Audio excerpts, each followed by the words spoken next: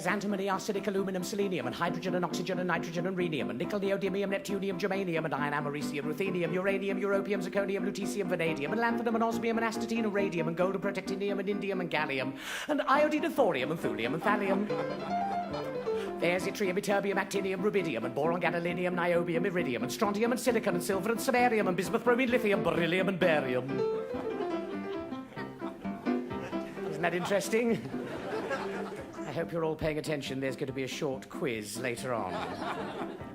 There's holmium and helium and hafnium and erbium and phosphorus and francium and fluorine and terbium and manganese and mercury, molybdenum and magnesium, dysprosium and scandium and cerium and cesium and lead, praseodymium and platinum, plutonium, palladium, promethium, potassium, polonium and tantalum, technetium, titanium, tellurium and cadmium and calcium and chromium and curium.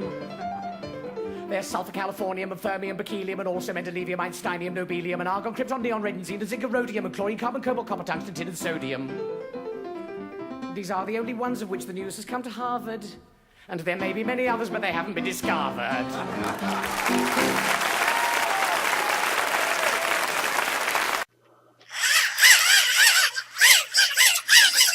Okay, what Charlie is illustrating is using a generator to take mechanical energy, which causes wires to go through a magnetic field that produces electrons in motion, which is electricity, which goes through a light bulb, which heats up the light bulb and gives off enough heat to produce light.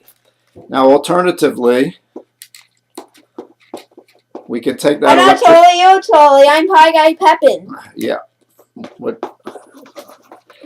I'm going to undo the light bulb and hook this up to a motor here. Can you see it? Which has a propeller on it. And now the electricity, the mechanical energy, is going through a generator, causing wires to turn through a magnetic field, producing an electron flow, which goes to this motor, which works the opposite way of a generator. It takes electricity going through a wire, causing the wires to move, and that causes the propeller to move. You can do both the light and the propeller. And it's interesting, if you turn it the opposite way, wait.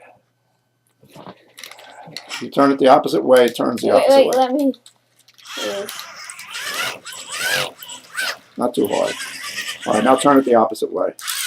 You can see it goes the opposite way. So there's a phase in there. Okay, so this is an example again of mechanical energy changing from one form to the other. The chemical energy in my body is allowing me to move. I give it energy of motion.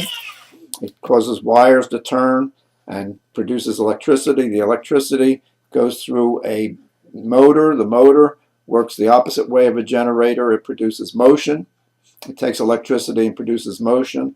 This is taking motion and produces electricity, and that motion causes the propeller to go. Okay, thank you again for your attention.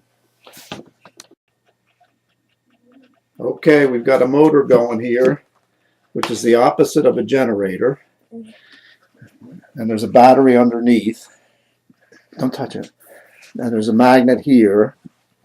And when electricity goes through a wire, it causes it to a force on it.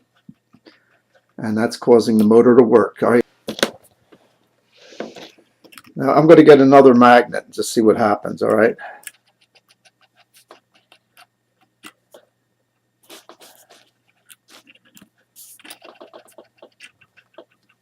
All right, let's stop it.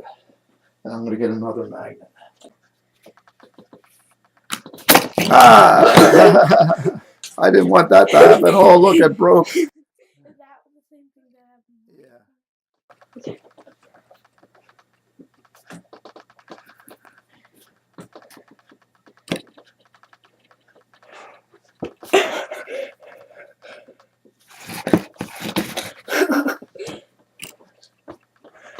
Let me.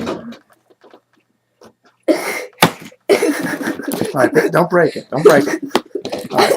Charlie, you're losing it. Come on. Yeah, that one was